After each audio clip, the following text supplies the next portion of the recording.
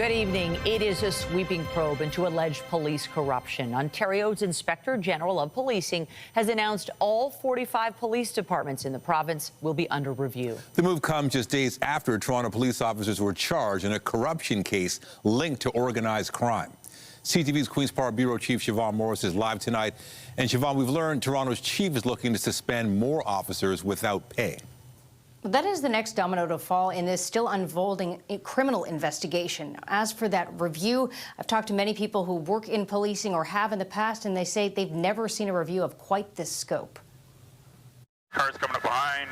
They're bombshell allegations of corruption, bribery, conspiracy to commit murder, and drug trafficking involving Toronto police. This is amongst the greatest betrayals that I've ever seen in my career. The revelations of Project South and the arrest of 7 current and 1 former Toronto police officer have upended public trust. Without that trust, it's almost impossible to serve your communities. The fractures so deep, Ontario's Inspector General of Policing is launching an unprecedented review, not just of Toronto police. We'll look at the entire sector across Ontario. Once the inspection is complete, the inspector will provide a findings report, which we will make public. The monumental task of digging into every police service in the province will be done by someone yet to be hired, a movement to ensure that this work is focused, that it is the top priority and only priority of this individual. It adds some distance, too. Teschner is a former executive on the Toronto Police Services Board and swore in the current chief. I think it's crucial right off the bat to make sure that if whoever they do decide to bring in, that is people or persons that have nothing to do with Ontario. It's not clear when this new investigator will start their work. That's a huge task. I mean, the OPP has 165 reporting locations alone. The Toronto Police Chief welcomes the expanded scope triggered by Project South. I'll be seeking the suspension without pay for 6 of the 7 members who have been alleged to have committed criminal offenses. He is making some adjustments. There's some very high-performing staff sergeants and sergeants have been reassigned to 12th Division effective immediately. And Toronto police say they'll continue to be proactive to root out corruption. We'll be getting recommendations as the work progresses and can begin implementing improvements right away. Thank you so much. Rather than wait for a report that could be years away.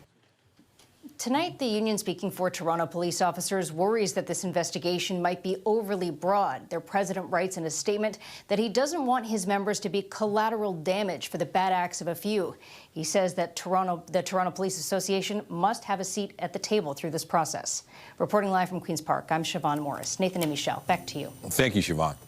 It's the first day commuters can take advantage of the new Eglinton Crosstown LRT. The line officially opened yesterday, but for those who waited more than a decade to use it, today was the first time it faced the weekday rush. CTV's Shelley was speaking to people on the new line today as they made their way to and from work, and he joins us live tonight with more. Sean, how'd it go? Well, Michelle, many people were saying how fast the commute was, but many more people were also saying how long it took to get here. The Monday commute is the first real test for the Eglinton Crosstown LRT, a trip that has been a long time coming. I'm excited. This thing started building when I was 10 years old. Stephanie Lazarus, now 24 years old, is riding the LRT to work at the St. Regis Hotel downtown, a trip that normally takes an hour. My goal is to get to work in like 40 minutes today. Starting at O'Connor Station, what used to be a bus to the Bloor subway with a transfer from Yonge to King will now involve only one change at Eglinton Station to the Yonge line. According to Metrolinx, the $13 billion, 19-kilometer, 25-stop Crosstown LRT will move passengers across the city 60% faster. Along Line 5 today, the ride may be fast, but riders can't ignore the slow construction. We've been watching it for 15 years.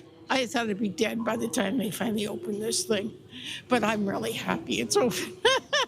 When I heard them digging years and years ago, I said, oh, it's just around the corner, and it wasn't. Bob Hading is a doctor who's riding for the first time today. He says now that it's finally here, the LRT will help his patients. Well, I'm pleased. I've been on it. It was quick. There was a 30-minute delay for a medical emergency over the lunch hour, but for the most part, Line 5 moved well today, especially for those used to taking a bus. It was different because it's very smooth. There's no traffic and all of that stuff, so no delay. It's very fast. For Stephanie Lazarus, the ride to the Yonge subway line felt quick, and her goal of a 40-minute commute is likely, which helps because I left my house kind of late. I should be at work soon, but it's fine. This is really how you test it. You leave your house too late, and then you're like, let's see if it'll get me there on time. a new bar for transit in the city, ending a long chapter that's hard to forget. So with the construction chapter behind us now, the city can look forward to the promise of the LRT, hoping that the commute chapter will be faster than expected. Reporting live, I'm Shelley with Michelle. Send it back to you. Thank you, Sean. And we'll have more on the crosstown in moments, including the reaction from businesses affected by construction delays. That's coming up in moments. And we have more news in a moment, but first a look at the forecast. We are getting past the deep freeze and onto more normal temperatures for this time of year. That's the good news. Let's bring in Lindsay Morrison with a look at the current conditions. Hey, Lindsay. Hey, Nathan. Yeah, it was still chilly today, no doubt, but tomorrow we could climb all the way to 0. We haven't been at 0 or above in over 3 weeks here in the city of Toronto. So yes, that is a big change and one worth celebrating. It is still -8 degrees this hour at Pearson Airport. It feels like -12. We've got light winds coming out of the south and not much happening on the satellite and radar yet, but we do have some snow in the forecast. It's mainly going to impact us through the overnight hours and into tomorrow morning with a couple of fresh centimeters just in time for the drive to work tomorrow. We'll take you through everything you need to know weather-wise for the week ahead. Coming up, for now though, Michelle, I'll send it over to you. Thank you, Lindsay. A man has been taken to hospital following a house fire overnight. Flames broke out at the home near Dundas and Sherbourne just before 11 last night. A man in his 60s was taken to hospital with serious injuries. Fire crews are looking into what may have sparked this blaze. Meanwhile, emergency crews were called to a house fire in Oshawa. This happened at a home at the corner of Park Road and Quebec Street around 4:30 a.m. The cause of the fire still under investigation. No injuries reported here. A 25-year-old man has been charged after a pedestrian was struck and killed in Etobicoke earlier this year. The 28-year-old man was crossing Dundas at Acorn Avenue when he was struck by the vehicle. He was rushed to hospital where he later died. The driver involved remained at the scene. 25-year-old Joseph Portillo is facing charges. Returning to our coverage of the Eglinton Crosstown LRT. The opening of the line is being met with anticipation by businesses whose very livelihood was threatened by construction delays. CTV's Allison Hurst is live tonight in Little Jamaica with more details. Allison. Nathan, we've been speaking with a lot of business owners, and this is the moment they have been waiting so long for that LRT to start rolling along the tracks and hopefully bring people back to this neighborhood. Steps away from Mark Phillips' restaurant, the new Oakwood LRT station is open and operating. We are excited that the subway is open. Excited about what it could mean for his business and the community if the new Eglinton line's opening day was any indication. What I see yesterday in my business, for instance, it was very, very busy, lots of foot traffic. So I'm excited. Line 5 has been in the works for almost 2 decades. During that time, the businesses that made up Little Jamaica were thrust into a construction zone. Dozens did not survive. It's rough, but I'm hanging in there and I'm still here. What keeps me going is the customers coming in and appreciate the service that we offer. Grocery store owner Andrew Kerr says the government should provide assistance to the businesses that waited all those years for the transit line. Just money for the people to get back on their feet, for the business to grow. Yeah. And hopefully the subway opening will bring traffic and, revitalize Little Jamaica. Signs are posted all around the neighborhood calling for community members to demand accountability and compensation for the community. Millions of dollars have already been invested on Eglinton by the federal government into small business. We're wondering where that money went, but we've got to do more and make sure that it's spent wisely. John Ferrari's clothing store has been in Little Jamaica 50 years, but fears his days are numbered. Completely still struggling. We're trying to stay afloat. I don't know how much longer we can do it. He had some assistance from his landlord to make it through construction, but needs that influx of customers off the train. It's open today. I don't see many foot traffic happening from it, so that was supposed to help us. Not yet. He says his fingers are crossed. With the LRT now operating, customers will come. So as you heard from all of those business owners, there's a lot of hope and excitement that now that the LRT is open, that all those customers will be returning and flooding the streets here, but also a little bit of skepticism as to how long that's going to take and how long it'll take for them to really notice it in their bottom line. Reporting live, I'm Allison Hurst. Michelle, Nathan, back to you in studio. Thank you, Allison. And at Toronto City Hall today, concerns remain over the Eglinton Crosstown LRT. Not just about why it took so long to get on the rails, but what's being done to make sure it gets up to speed quickly. CTV's Natalie Johnson has the story.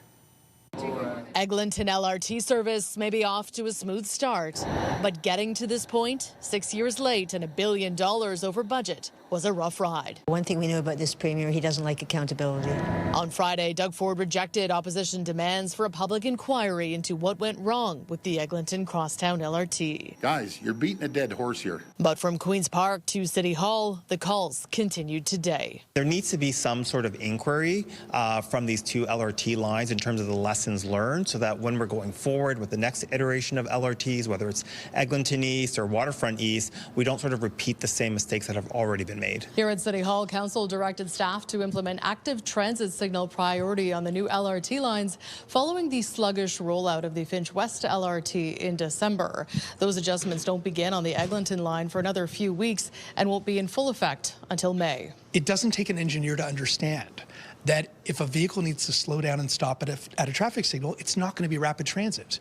And Eglinton is really fast in the underground section, but it's too slow on the surface rail side because it still has to slow down and stop at traffic signals. And I think everyone understands that if we're going to spend over $12 billion on building rapid transit needs to go faster than the buses. I think we can reflect back on Mayor Rob Ford's record, where he really emphasized that transit ought to be underground. And I think if this is a city that has an ambitious agenda to build in the future, that might be something that comes top of mind, because when you share the right-of-way, you share the delays. This is all by the province. And the design that was chosen was cars first, transit second. And now we're having to catch up to say, no, the transit has to go first. City Hall calling on the province to green light what needs to be done to ensure future Toronto transit projects stay on time, on budget, and on track. Natalie Johnson, CTV News.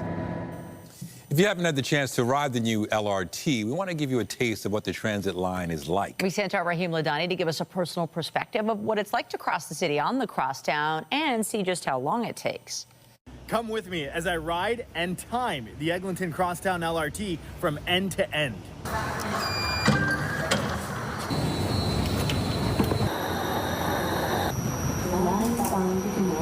The clock starts the second the LRT pulls out of Mount Dennis Station. Now let's see what commuters' first impressions are of Toronto's newest transit line. So far, so good. It reminds me of a lot of the more modern transportation systems in Europe as well. It took a while to be done, but I think it's going to be very convenient. What's quickly noticeable on Line 5 is the speed underground. It feels fast. Metrolink says tunnel speeds will eventually reach 80 kilometers per hour. That's valuable time saved for riders. I live in Midtown, right? My university is York University all the way in North York. So I go from Midtown to Line 1 and all the way up. So it's just going to make it so much easier. Travelers also have access to internet below ground. I was able to conduct Google searches and load apps like Instagram. As the LRT travels onto street level, the experience quickly changes. Slow, a bit slow. What's very evident on the above-ground portion of Line 5 is the lack of transit signal priority. Take a look at that red light. Between O'Connor and Golden Mile, there are several stops, not far apart, but it takes a while to get to there because of the stop-and-go traffic. Commuters have also noticed other areas that need improving.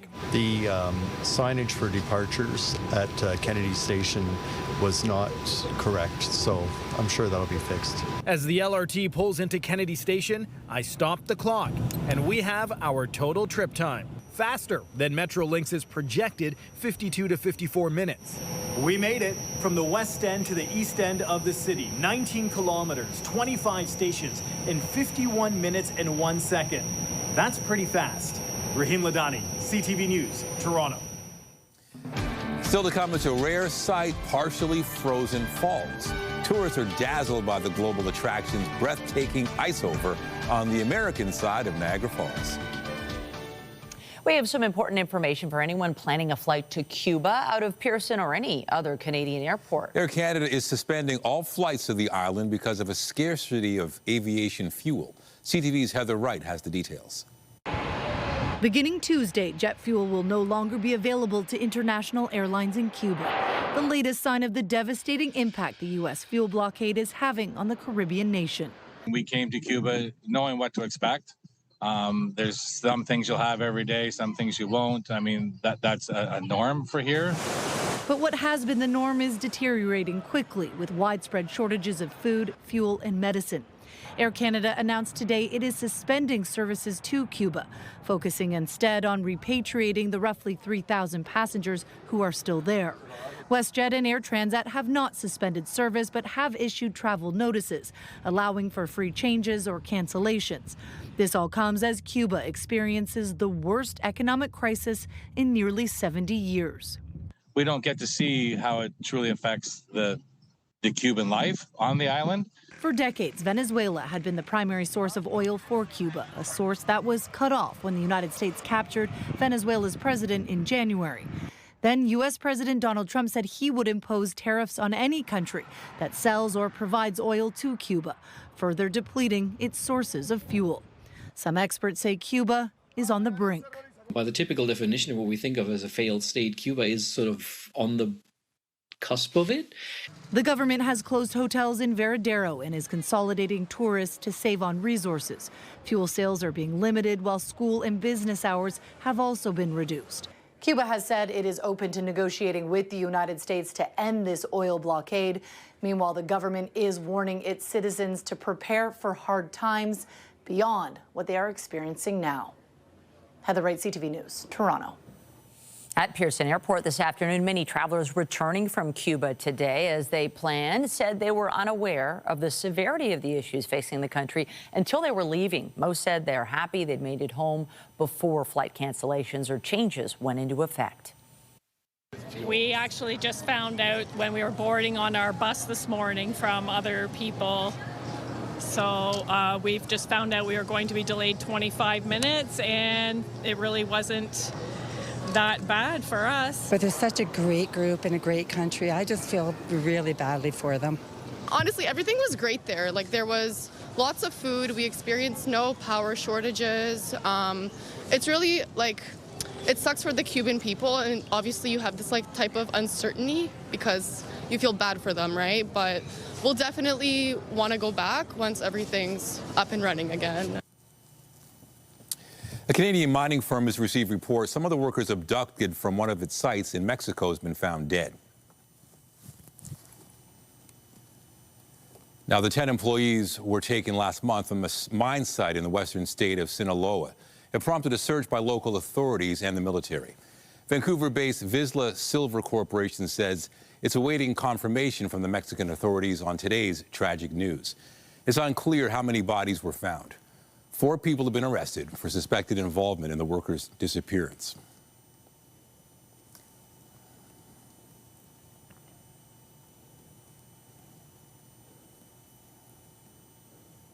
We believe our mom is still out there. We need your help. Law enforcement is working tirelessly around the clock trying to bring her home, trying to find her. She was taken and we don't know where. And we need your help. Savannah Guthrie says her family's at an hour of desperation. The NBC Today host released a new video pleading for help from the public nationwide as the search for her mom continues.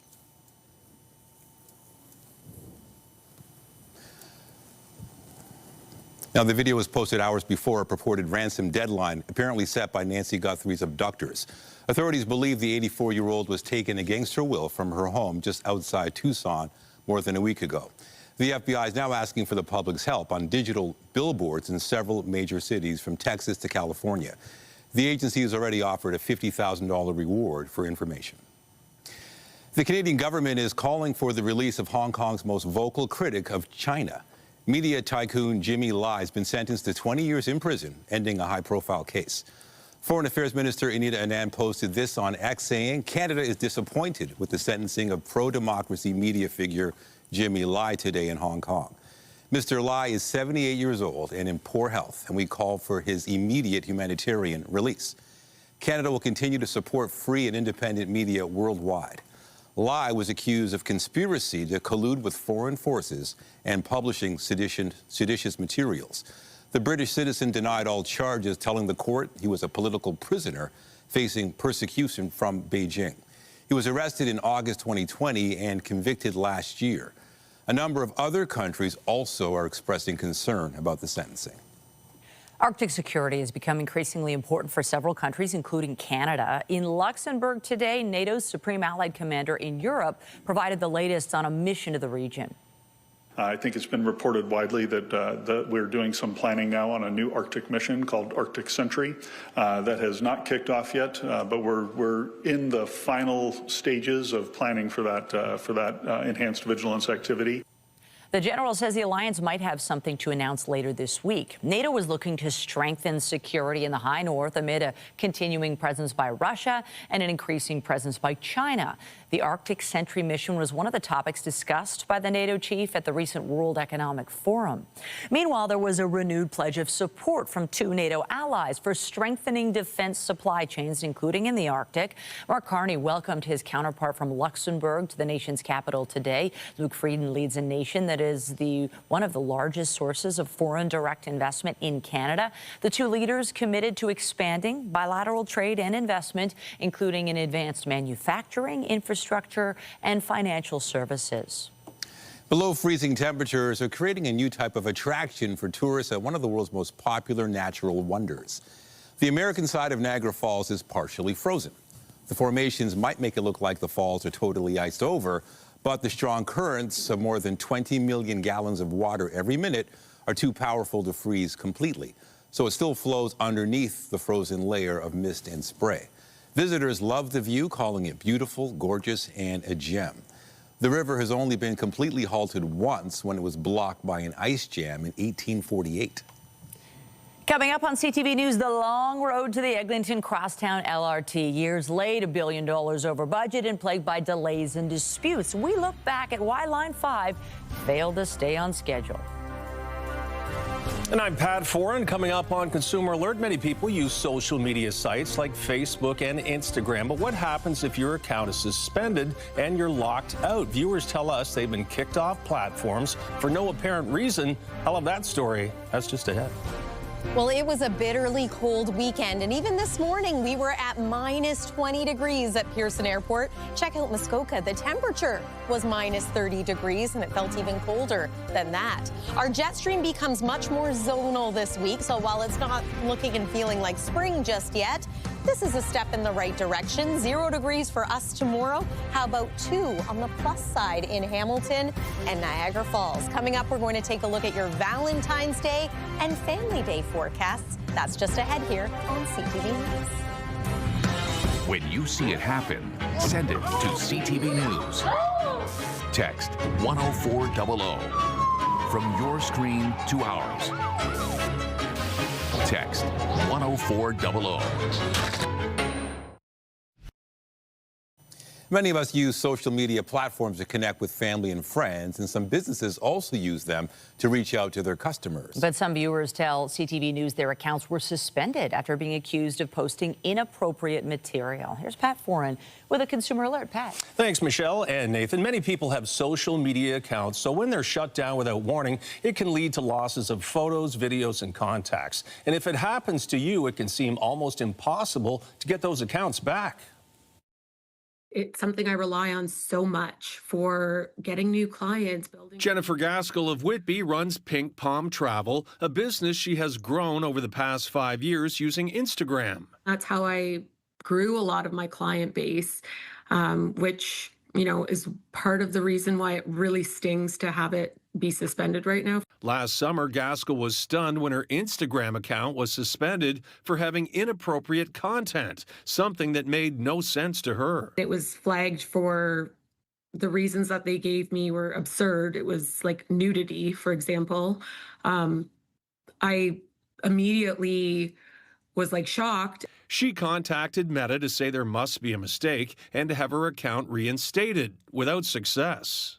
There's been really nothing but silence from Meta on this. It said that was like banned, right? Suspended. Yeah, the San Sivaraj of Scarborough had an Instagram account for 10 years with over 1,000 followers. It was also suspended due to content violations. He has no idea why, and he also can't get it restored. Honestly, I just want my Instagram account back because I feel that I shouldn't lose it for something I didn't do. With Meta, they use automated systems to detect policy violations, and sometimes these automated systems can make a mistake.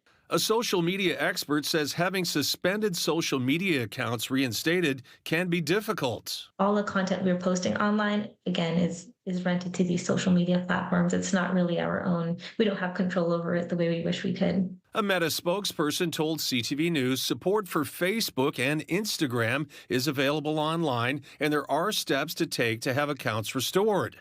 But after months of trying, Sivaraja and Gaskell remain locked out of their accounts. They had to open new ones and start all over again.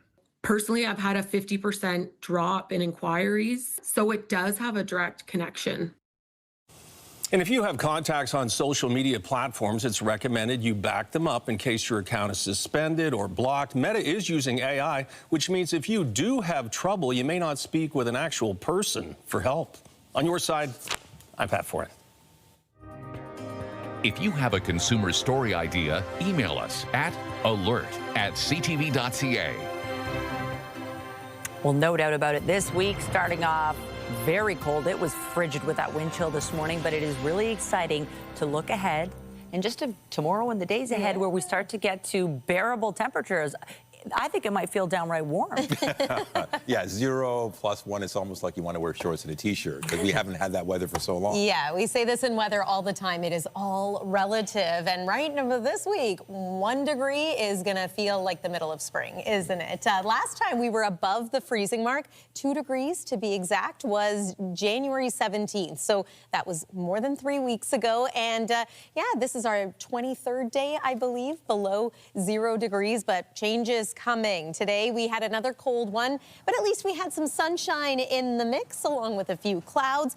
Minus 20 degrees to start off the day, feeling colder than that. And yes, we did spend the majority of the daytime hours today below seasonal, making it to around minus 8 degrees for a high. Here's the thing, though. Our temperature is actually going to rise through the overnight hours tonight. We also have a little bit of snow on the way. And I say a little bit because it's nothing quite like those storms we had in January, but a couple of fresh centimeters possible as we make our way through the overnight and into the morning hours tomorrow.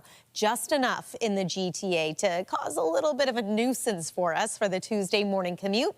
So it's along that cold front that we get the snow. Looks like 2 to maybe 4 centimeters in the GTA. You'll notice that it's mainly Toronto and areas east and north. West end of the GTA not expected to be impacted quite the same way this time around, but maybe a little bit of light snow, just nothing major accumulating. There is about 3 a.m. We'll pause this again at around 7 a.m. so you can see it's already pulling away to the east. But again, you're likely going to have to dust off your car, maybe do some light shoveling. Conditions are pretty quiet over the next few days. Beyond that, chance of flurries into Wednesday. And then it's mainly cloudy, but it's warmer as we make our way toward what for many is a long weekend. So we'll get to that. Minus 8 degrees at this hour here in Toronto. And what you see is what you get. There isn't much of a wind chill. That's a big improvement from yesterday when we hovered around minus 13 degrees for a high. A reminder, our provincial cold spot this morning, Muskoka at nearly minus 30 degrees. Tonight's low, yes, we're already there. We should rise to about minus 5 just before morning tomorrow. And then the daytime high, there it is. It's a beautiful sight. 0 degrees, right at the freezing mark here in Toronto, but perhaps slightly above in some places like St. Thomas, Welland. 1 degree tomorrow for you in the Burlington area. And as mentioned, maybe 2 on the plus side around Hamilton and Niagara Falls. We too could see some plus side temperatures this week. Here's a look at the forecast. Slight dip in temperature again for Thursday, but still close to seasonal. And then the weekend looks pretty calm, pretty quiet, and a little warmer. This is great news for your Valentine's Day plans. And there's the first look at Family Day. Just a chance of flurries at this point and a high of +1. That's the weather for now. Nathan, over to you. Thank you, Lindsay. Also tonight, improved family supports, mental health partnerships, and digital availability. Wounded Warriors Canada expands access for veterans and families of first responders.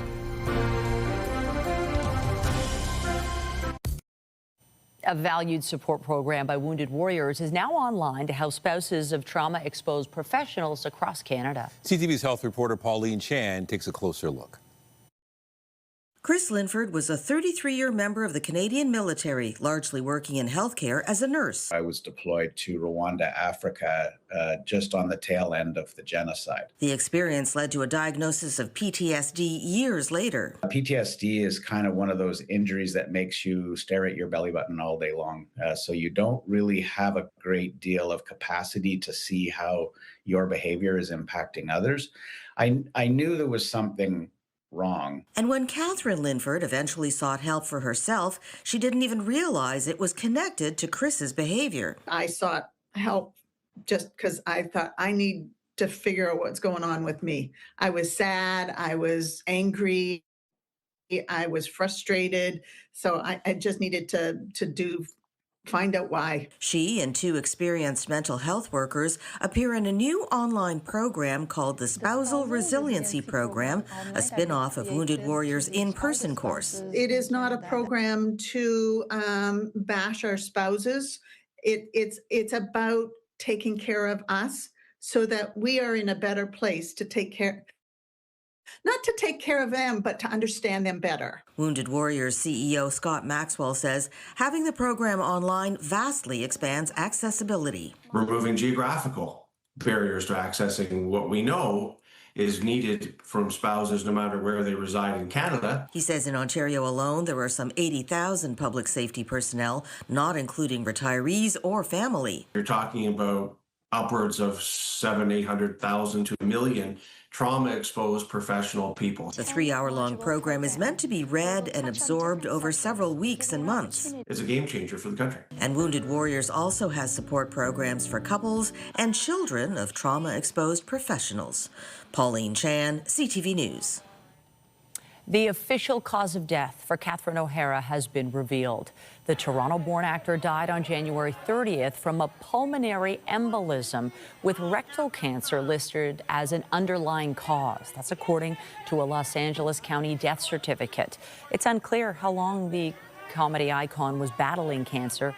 She died at her home in Los Angeles. Returning to the Eglinton Crosstown LRT, the first weekday of operation went smoothly for those who've been eagerly anticipating the new transit service. But getting to this point was a rocky road with 15 years of construction and delays. To fully grasp the excitement and the exasperation surrounding Toronto's newest transit line, you have to go back nearly 20 years. To 2007. It was first proposed as part of then Mayor David Miller's Transit City. People need to be served by rapid transit in order to make a choice. Pitched as the next generation of streetcars, a mostly surface LRT with a small section underground. But by 2011, there was a new man in charge at City Hall. Mayor Rob Ford was all about subways. Yet the province put its foot down, and together the LRT plan got a rewrite, routing more of the line underground through Midtown. This line will be mostly underground and will have up to 26 stops. Metrolinx was tasked with overseeing its implementation, forging a public-private partnership with Crosslinks Transit Solutions, the group selected to build the line. Preliminary construction got underway in 2011, touted at the time as the biggest transit project underway in North America. By 2014, our team got a peek at the boring machine doing its work underground. While above ground, in the many years that followed, the scale of the project and its impact was being felt by drivers, residents, and businesses. It's really bad. At one point, Crosslinks Transit Solutions sued Metrolinx for an extension, but in the summer of 2018, a 2021 opening date still seemed possible. We don't expect any delays. We've planned and planned and planned. And then a little thing called COVID happened. Not a bump in the road, a crater. The pandemic slowed down the work, disrupting crucial supply chains. Construction problems were mounting, and the 2021 deadline was missed.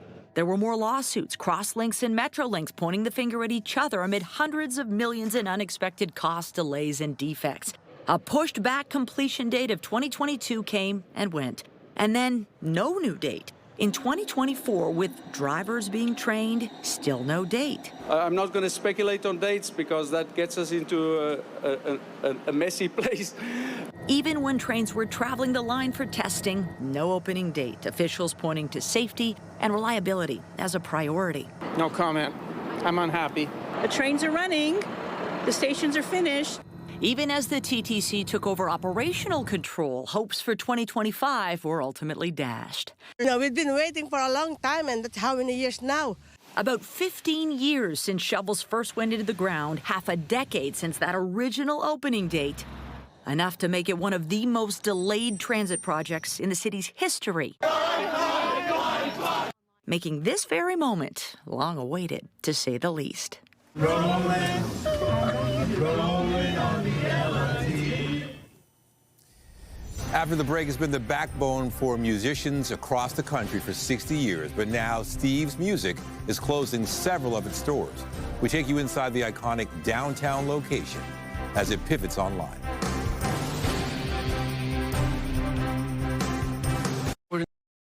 As we told you earlier, Air Canada has halted flights to Cuba. As B&M Bloomberg's Lindsay Biscaya reports, that decision is having an immediate effect on the airline's share price.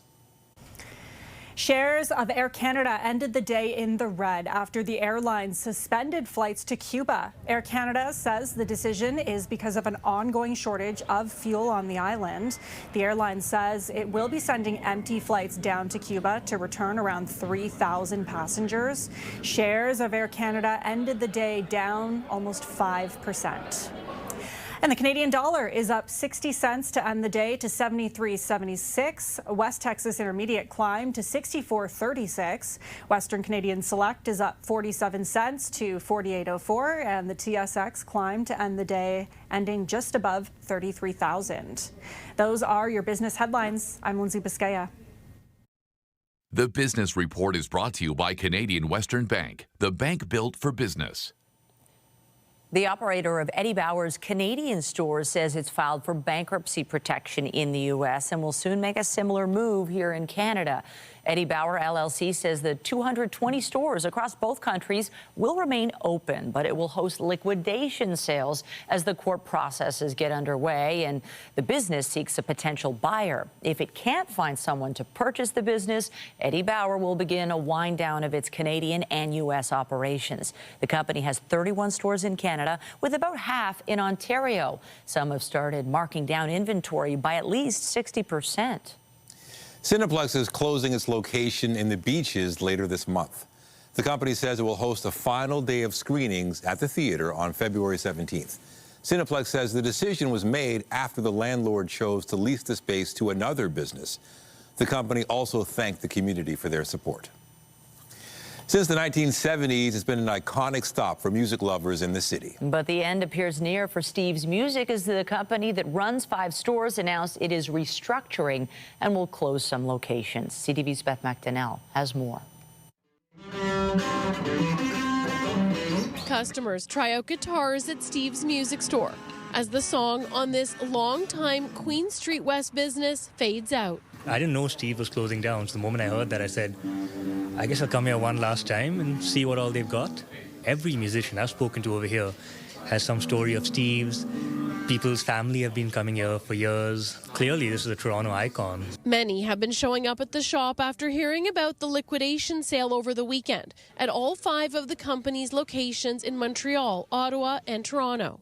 I came here for my first guitar, and I come here for repairs as well. And now if the store closes down, it's a shame. A manager in Montreal tells CTV News Toronto, except for the flagship location in Montreal, all stores will shutter. I'm bittersweet about it. I'm sad.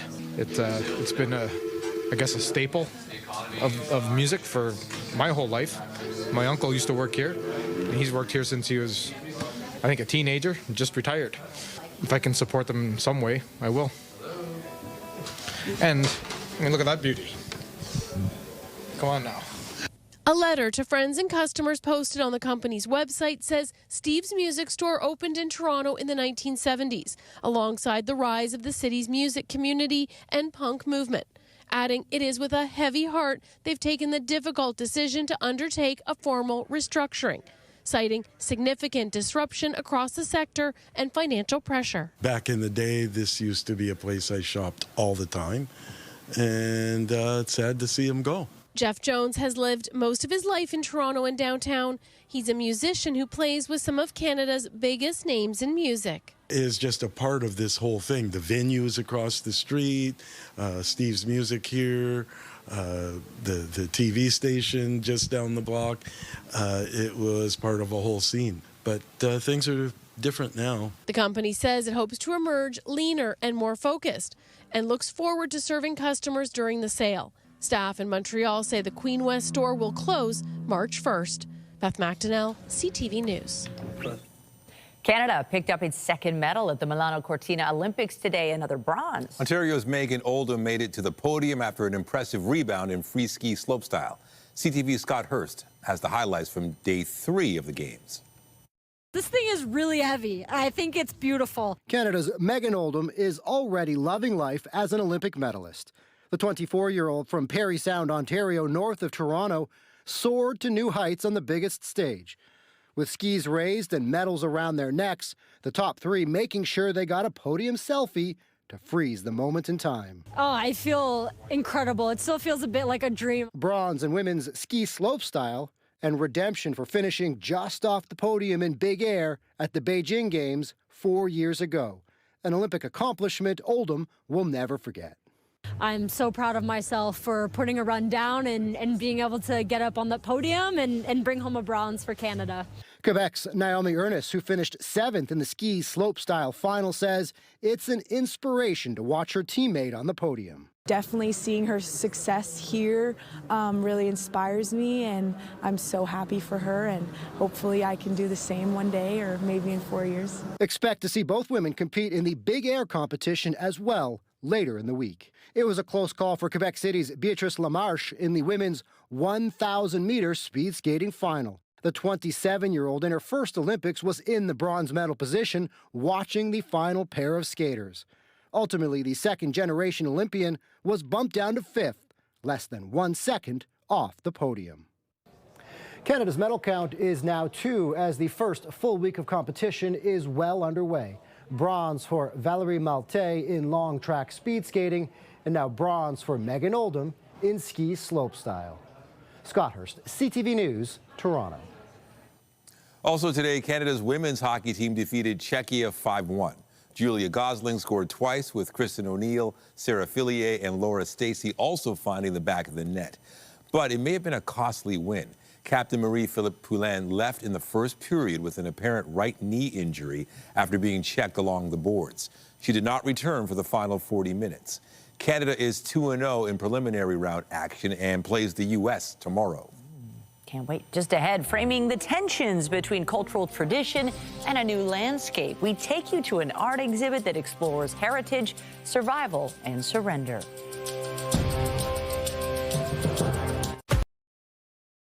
A new exhibition at Scarborough's Cedar Ridge Cultural Center is shining a light on the intersection between Black culture and Western modernism. CTV's Jessica Smith spoke with the artist behind the showcase.